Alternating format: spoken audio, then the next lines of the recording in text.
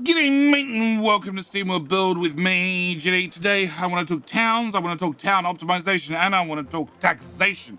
Because, well, the best way to make money in Steamworld Build is not via trade, it's by taxing the people. Well, the robots. They're robots, they can afford the money, I'm sure they can. If not, just go out the back and dig up some gold and pay with some gold instead. As you can see, I have a significant amount of bots with a significant amount of money, and that is because I've optimized my town. Now, town-wise, we do have, well, two towns basically. I have one for, well, the lower class, those that are more inclined to work for a living rather than those that are inclined to, have somebody else work for their living. Yeah. Or be smart, or one or the other. So, in our first town, I have both workers and engineers, mainly because they go fairly well together. They do require a couple of dedicated services. So, for the workers, as we can see, these two buildings light up, and that is, well, the service shop and also the general store. So, that is required for every single worker, and I have no problems putting in a second one or a third one, if required, to expand out the town just to increase our taxation a little bit.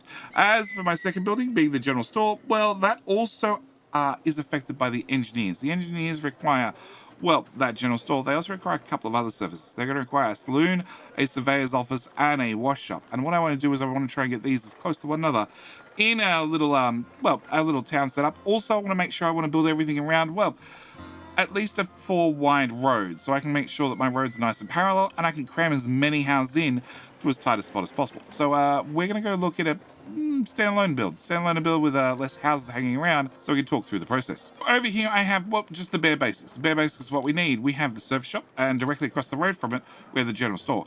The reason we have these across the road from one another is they're both 4 wide across the front, but as you can see, the general store is only 3 wide at the back. You could put a house hard up against it, but you don't want to. You want to leave a one tile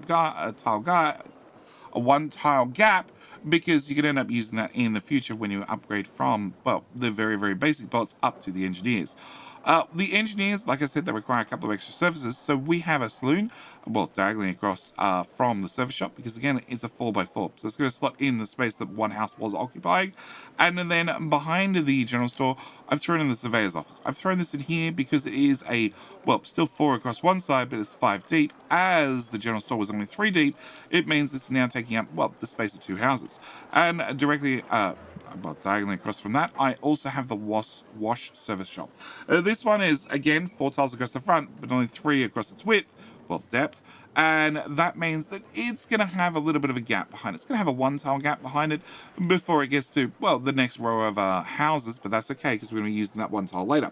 So this is what I set up for my very first little town, and that is up until we get to Aristocats. Aristocats, they require a couple of extra services, a couple of extra things, and that normally leads to me building my second town. My second town, as you can see, is built over here. It has some of the services required for engineers. As you can see, I still have some engineers over here, but it's mainly centered around, well, the scientists and the Aristocats. Yeah, they're both built in this particular section because they share a couple of services. Also, I don't need that many buildings. If I click on this building and like this, we can see that this group of houses here doesn't have an upgrade icon over it because they're all scientists, and as you can see, just, well, that is all my Aristocats. And there's not that many of them, considering this is a super late game base with, 900 Aristocats. Yeah, fit into not many houses. I do have over 1,000 engineers, but we cram the Aristocats in. Now, a couple of things I do need to mention. So we have the wash service shop. We had that before. That is because both the engineers and the Aristobots require, well, that particular building. The other things that the Aristocats are going to need is they're going to need, actually, let's start with the casino. So they're going to need a casino. Now, unfortunately, this is 5x5. So this is going to ruin your second row of houses. Just accept it. That's okay. You might be able to squeeze some other things in here if you want, or just accept that you've got a couple of dead tiles. Yeah, I'm quite happy to have a couple of dead tiles. Behind, actually, that one. The other one is the waxing shop. Now, the waxing shop is a 5x4, which means I can put it right behind the wash service shop. Yeah. And it takes up, well, the perfect space behind it. So this is going to remove 1 house for me to give 1 more service. Then that is, the items required for the Aristobots. On top of that, we're going to require a few extras for our scientists. So our scientists still need the waxing shop, plus they need the sheriff's office, but they also need a university, a large stuff collider, and an observatory compared to the Aristobots, which required, well, the washing shop here, the waxing shop right behind it, the sheriff's office here on the corner, and the casino. So, as for our scientific bots, well, I've gone and thrown the university behind the casino because it's 4 tiles. It's 4 tiles. It will take up the room of 2 houses, so you are going to lose another 2 houses in a row, but that's okay.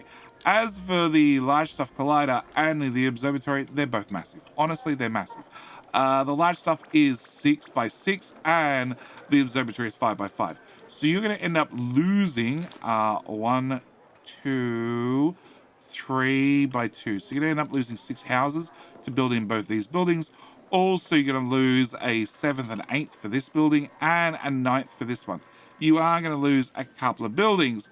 But in saying that, it is going to let you upgrade to, well, the bigger and better robots. Now, you might notice, as I said, I have a couple of engineers over here. I have moved their services because they require, well, the wash shop still.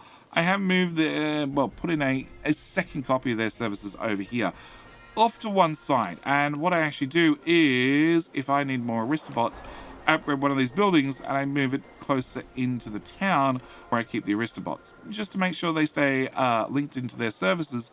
And eventually, if I well, run out of these particular buildings, I don't need them anymore, I'll happily delete them and move them over to the slums.